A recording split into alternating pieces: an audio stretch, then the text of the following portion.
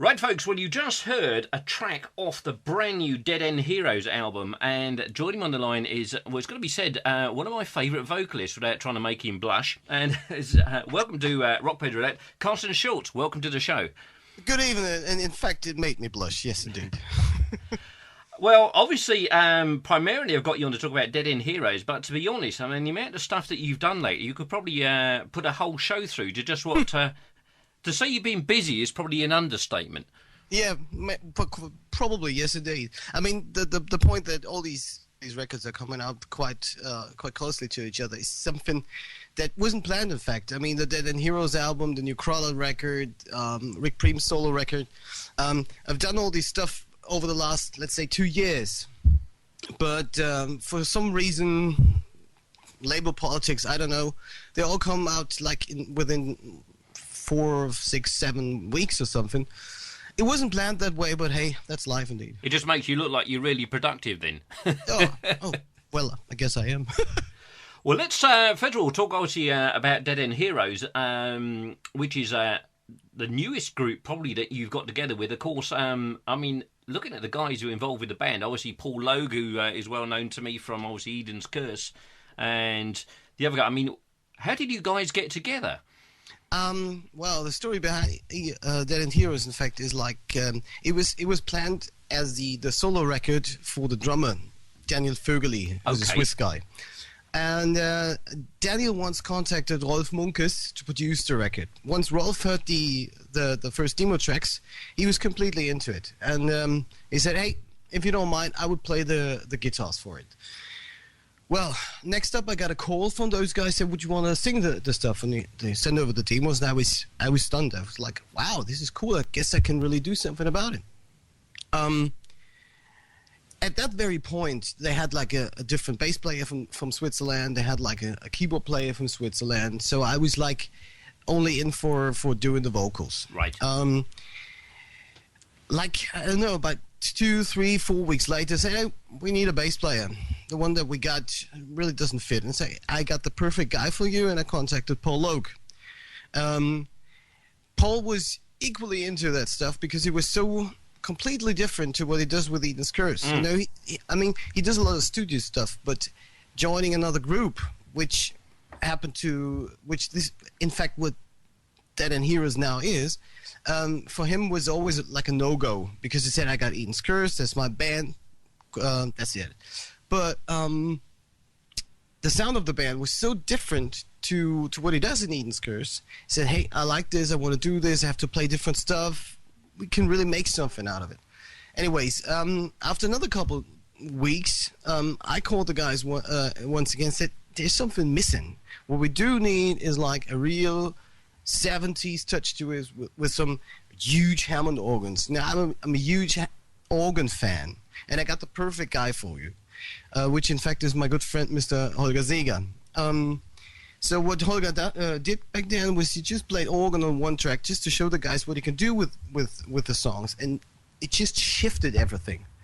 They were blown away, and all of a sudden we got the band together. That's the story. Well, this sort of sound of the album, I mean, I don't know what it is, whether it's people unconsciously are listening to other people doing it, or whether it's just a twist of fate or what have you. There are a lot of bands suddenly hankering back to that sort of late 70s sound influence. Mm-hmm. There's probably, I can think of probably half a dozen bands who are suddenly sort of going that direction, which, trust me, is not a bad thing. Absolutely. I mean, this sort of music is completely timeless. You know, I'm a huge Deep Purple fan. I collect dozens of completely useless bootlegs and stuff. But I'm a huge Purple fan. I'm a huge Hammond fan. I love Blackmore and stuff. And it's great to see that now many bands go back to that sort of sound. Somehow go back to their own roots. You know, as you're absolutely right about it. There's a whole lot of bands doing that sort of style these days. You know, got the Snake Charmer band, you got Voodoo Circle, obviously. They all go back to like this, as you said, late 70s, early mid 70s. Some more like this, some more like that type of sound, which is all, in my opinion, basically organ driven. You know, all those people. You know, most people go when they listen to Purple, they all go like, Wells Blackmore, and he's wonderful, and he invented a whole new genre of guitar. And to me, like, what made this 70s sound was always the organ. Well, John Lord, I mean, God bless him, yeah. He just invented that complete style. Really, absolutely. And the thing is, it still somehow kept the music heavy, which is very rare. You got, in most bands, once they have a keyboard player in, they tend to turn a bit softer. Yeah. Purple never did that. In fact, it was John's organ that made the music even heavier, because he had to play like the rhythm parts, which normally with a second guitar would play. But as Blackmore never wanted to do that, he had to John Lord had to play that on his organ.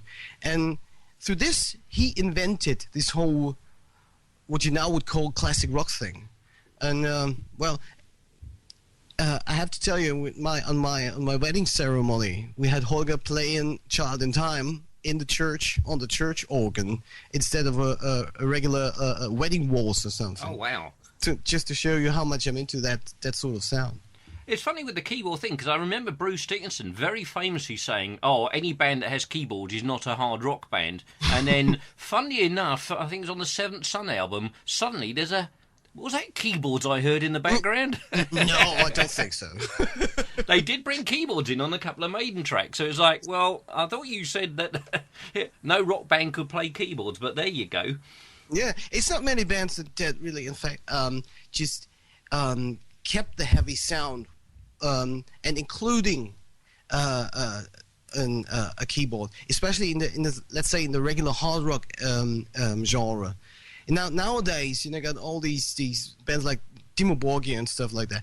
Those bands they just shifted playing keyboard to a whole new level. I'm not very much into the vocals, but musically it's amazing. The stuff is the sound still is extremely heavy, and still you got a keyboard included. But back in the 80s, once a band just got a keyboard player in, just wanted to like go more into a more mainstream type of Well, what got me in? The first band I ever got into, rock-wise, was Whitesnake, and of course this was like classic, early Whitesnake, proper Whitesnake in my book. So I totally get the sound that you've hankered after, which is probably why I like this album so much. I mean, unfortunately, I've only listened to it a couple of times so far. Again, that's all your fault for keep bringing all these albums out. So it's sorry for that. Damn, which one do I listen to first? Well, speaking of other releases, obviously, your good friend Rick Preem has obviously got his new release, Rick Preem's Prime, coming out, of course, that you're singing on. Well, the story behind that was like a couple months after the release of the Frozen Rain album, which we did together. Rick called me up and said, I want to do a solo album. I want an album which is way more guitar driven than Frozen Rain was, and I want you to sing it. At first, I wasn't very much into that, to be honest, because to me it sounded a bit odd to have like the singer and the guitar player of one band doing another thing together, which it sounded a bit odd. So I said, okay, if you do like an instrumental record or something with like 2, 3, or 4 vocal tracks, I'd do it. And if not, I can get you in contact with a lot of other of my colleagues, and know so many people. I can help you getting in contact with this or that singer, and maybe you can like the typical guitar player album. Yeah. So that was the original idea behind it. But once he sent me the demos and the ideas, I thought, okay, this sound is quite different to what Frozen Rain is. So I said, okay, maybe I do a little more, like only 2 songs or 3 songs. Then they called me up and say, please, would you do the record? And I was like, okay, the stuff is cool. Why not? In the end, I also got my good friend Rami Ali on drums in to do to play the drums on the record, as well as Stefan Seeger, which is my best friend for years, to produce the record, and Rolf Munkes to do the mix. So this is how it turned out. Well, the sound on that again, the production, as with the Dead End Heroes, is really really good. Again, probably listeners are sick to death of me saying it, but production can kill an album regardless of the quality of the material. Oh yes, oh yes, but that is all Rolf's fault. You know, to me, Mr. Munkes is a pure genius.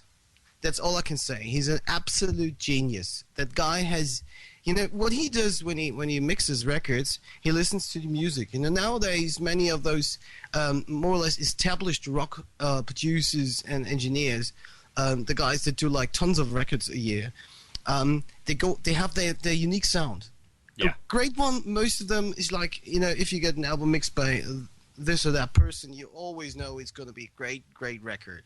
But they got their own sound, and they somehow put like the sound on top of the music of the particular band. So in the end, it's quite it's sometimes not that easy to tell this band from another. Oh, I've made those comments a few times. It has to be said.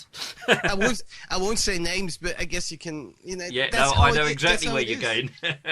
and Rolf, in fact, goes the complete opposite. He listens to the music and then goes like, okay, which sound would fit to that particular music or to that particular album, and this, in my opinion, is how it should work. And so this, you know, he's an absolute genius. You know, he works so unbelievably fast. He's absolutely stunning, and the guy is great, and a brilliant guitar player as well. Well, it's going to say the thing that stands out on the production on the Prime album is the clarity, and what I mean is, on quite a few releases I've heard recently, there seems to be a tendency now where the sound levels seem to be, just crank everything through the ceiling. When I load it into editing programs, etc., for the show, and I have to turn the levels down on everything. It's just everything, just like a solid white line. Yeah, there's no dynamics. No, absolutely not. Yet on this is exactly the word I was looking for. The dynamics on this album, you know, it's got the right punch to the drums, and it is just refreshing to hear that kind of production again. Well, that is in my opinion.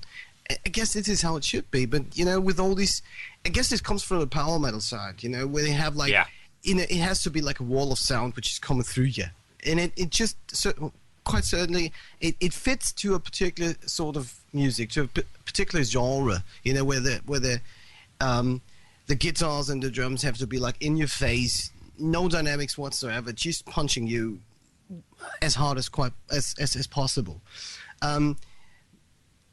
That can be boring sometimes. If you listen to like one or two songs, you're like, hey. But after like the 3, 4, 5 songs, you know, go like, you know, they're all at the same level. Well, you get fatigued listening to it. Well, I mean, if you want that, okay, brilliant. You know, I'm more, you know, I come back from a time where I think dynamics is something really necessary when you listen to an album. You know, and that comes from the music on the one side and from the production on the other. And they all have to like go together in a way. If the band is just like straight hitting forward all the time, the production might, and in fact it's a question of the mastering. The mastering and the production has to be like in your face, just quite the same. But you know, I tend to have, if possible, more like productions which have like, as I said, these kind of dynamics. And if you say that it feels a bit refreshing, then okay, we did everything exactly the way we should have done it. One question I will ask you, because you're involved with so much project work, and obviously there is a tendency now for a lot of groups and albums to be recorded by individuals spread out throughout the world. Do you think that sometimes had an adverse effect on the output of the album, namely that the guys haven't actually physically got together and played? Well, sometimes yes. Sometimes yes. It depends, in my opinion, a bit on, at first, on the quality of the musicians, you know. And, you know, coming back to the Dead End Heroes, the point was, you know, when we all put together those, our own parts, never did their stuff, you know. Paul recorded his bass up in Scotland. I did my parts in my studio over here. We haven't actually met before, but it came together quite nicely and just quite, I'd say naturally. Yeah, it just happened to fit somehow, and this is basically the reason why we decided, okay, this is more than just a project of people from all over the planet just coming together or sending over their files to do an album together. This is a band. This is the exact reason why we did the photo shoot together. This is the reason why we're shooting a video next month, because it feels different. Coming back to your question, well, maybe. It depends on what you want. You know, I do a lot of stuff, and like 80% of all the projects I'm involved in, the productions I do, are like solo albums of somebody else. Rick's album, for example. It's his solo record. I try to help out these people as much as possible, or as good as I possibly can. So, yeah, well, maybe, but it's a solo record. It's not like a band in that case. Now that's the difference. And if you listen to an album like as it is a solo record, I mean, speaking of the Rick Preem album, it might surprise many people. Once they read about it, they might think it's a typical guitar player's shred whatever album. Then you listen to the record and think, wow, this is more like that. There's real songs, there's hook lines on it. It's not like a guitar player going as fast as he possibly can. No, not at all. So that makes a difference, I guess. Of course, Rami and, of course, Paul Logue, you know from another release, which is a real favourite of mine, which, of course, is the Lavelle album, which I think is just superb. I'd heard snippets of it from Mr. Kivell, lots of teaser stuff and what have you. I mean, I must admit, I was... the fact that I'd seen yourself going to be on vocals, I'd already said, well, this is probably going to be straight down my street anyway. But, I mean, that was a fantastic release. Thank you, sir. Yeah, of course.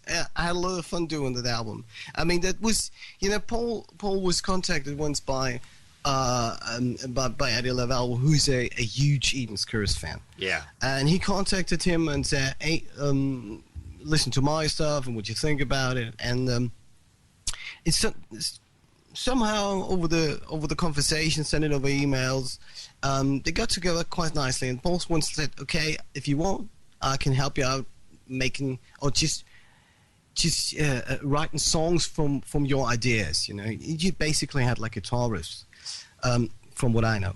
And once it got to the point where he said, okay, come on, we need a singer to do this, Paul said, I got the right guy. Listen to this. So I don't know if he was sending over some files or just made him go to my webpage. And so this is how it all started, you know. And coming back to like this solo thing, we haven't actually met, in fact. Yeah, I mean, Paul and me obviously quite some time, quite often, but not Eddie and me, unfortunately. So at first, you know, it's his solo album, it's his solo band. But if you listen to the record and if you check who's writing the songs, you can easily see that it's a bit more than that. It's just his thing, of course it is. But it was, you know, each and every one just put in their own trademarks in a way, if possible. And this is, to what I said early on, this is what it makes a difference. You know, if you got like somehow good quality musicians, they can shift a production. You know, if you got, give them just a bit of freedom to work out the parts, then you can produce wonderful records even if you've never met before. Well, I'm going to take you back now a few years to where I first came across stuff that you'd done, and it's a band that I'm a huge fan of, and that, of course, is Evidence One. Sad story. Yes, and as you know, I a while back did actually nag at you saying, is there any chance ever of another Evidence One album? Because those three albums, I mean, it's got to be said, they get regularly played. Mm-hmm. By my good self. Evidence One is, you know, how it all ended. Is it like, you know, that's a real sad story. It's, you know, to me, especially, you know, we've recorded album number 4. It was finished, as far as I'm concerned. I did my vocals. We recorded like, I don't know how many. Wait a second, like 11 tracks. Okay. I got the rough mixes at home, and all of a sudden I didn't hear back from Robbie for like, I don't know how many weeks, months. And when I finally got him on the phone, he said, "Oh, it's nice talking to you. Got well, I got to tell you, I've lost the whole production. I had a computer crash, had no backups, and the album was gone." Jeez. To me, it was hard to believe. My first reaction was like, okay, shit happens. I still got my vocals stored in my own studios. We had to re-record stuff, and Robbie wasn't quite into that. He was. I don't know if I understand this right in retrospect, but he was like recording all these songs over and over again. Yeah. He wasn't into that, and at that point when that happened, we had already, there was a lot of shit going on within the band. Right. We had loads and loads of lineup changes within. It started after the release of Sky's the Limit, in fact. We had problems with the record company.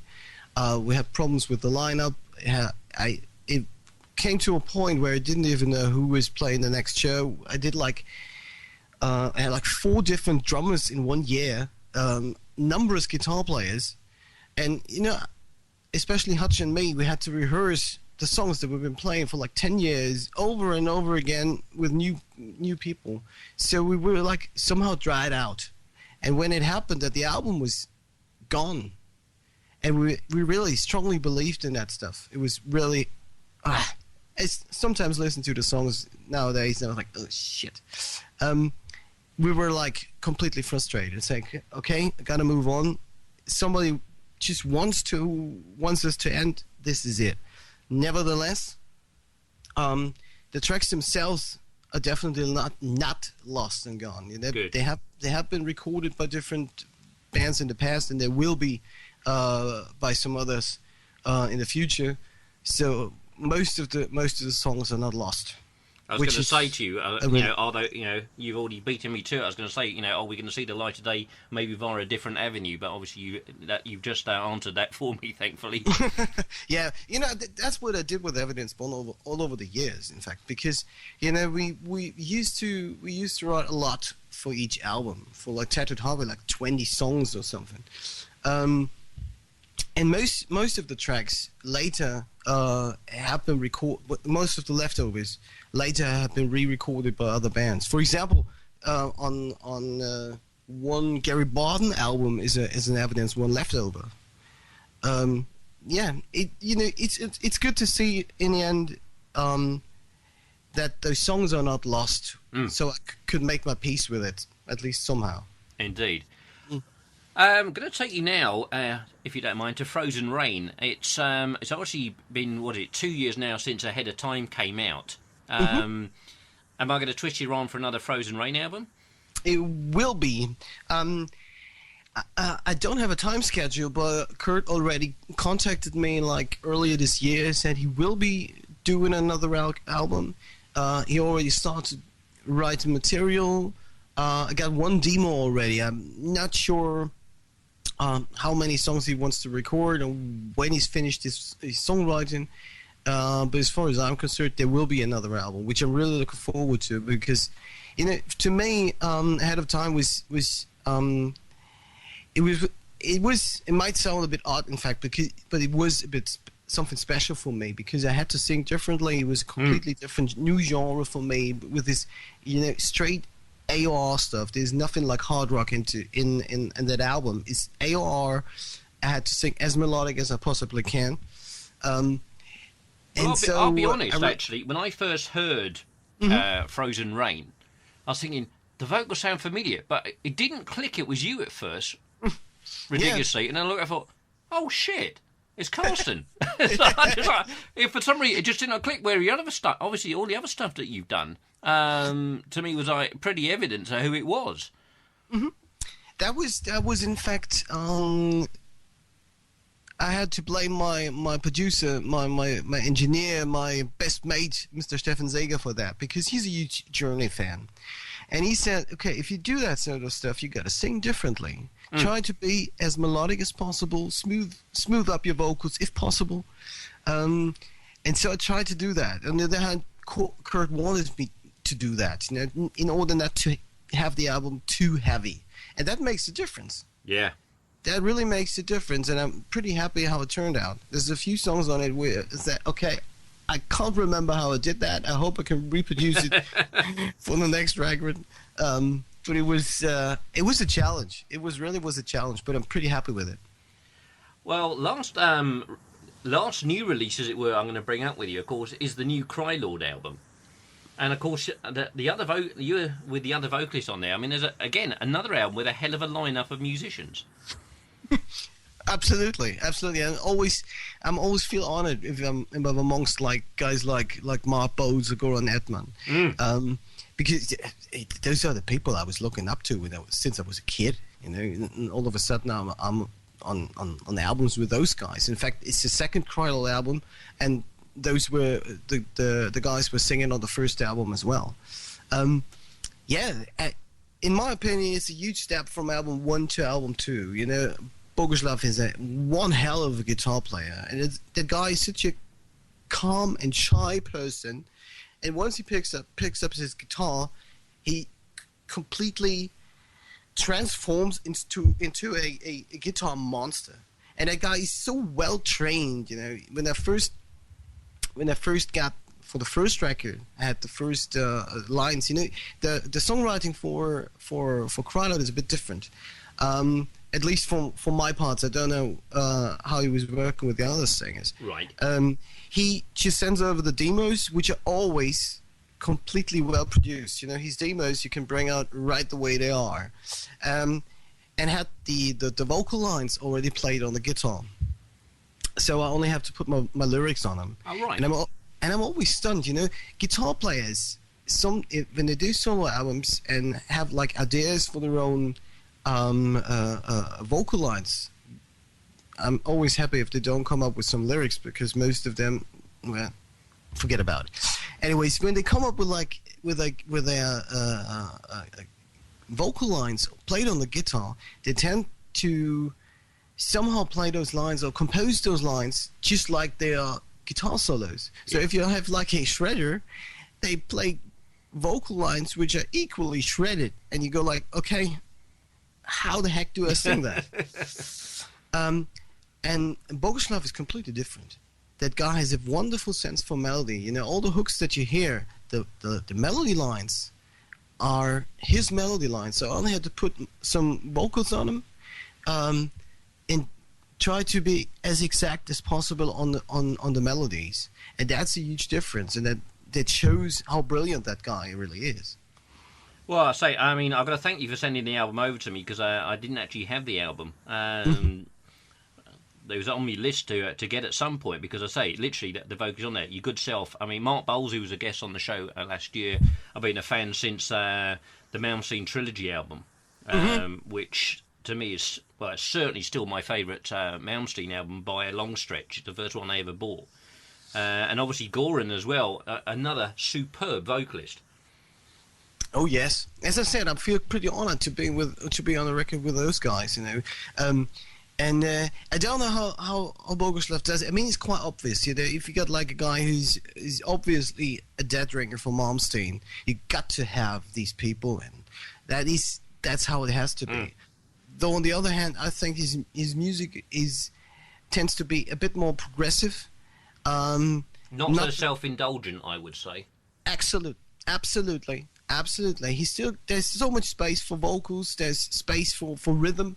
And he plays the solos, shows his skills, shreds like hell, but in his corner. And in the other corner, there's the vocalist. And they go together. They don't fight with each other. And that makes a difference. That really makes a difference. Yeah. I love the record. I was pretty happy when Bogus asked me to do a couple more tracks for his second record now. Yeah. Well, Carsten, it's been an absolute pleasure finally getting to chat to you. I was going to say, keep producing the work that you're producing. It gives me something to listen to, and I got to say, just basically, the Dead End Hero stuff is superb. You guys are there. If you've not heard any samples or whatever, you are really going to enjoy this album. It is a fantastic album. And again, I'm probably making Carsten blush, but I don't care. Well, I promise there will be more. Yeah. Carsten has promised to put the check in the post. So, the Rick Preem album again is superb, and so is the Cry Lord. I mean, guys, there is so much good music coming out this year. It is ridiculous. And we're not even barely coming into June, and how the hell I'm going to pick a top 10 already this year, and I'm dreading the next 6 months. Well, nothing left to say on my side. No. Carsten, absolute pleasure, sir. Thanks ever so much for spending time to come on the show today. Thank you very much indeed.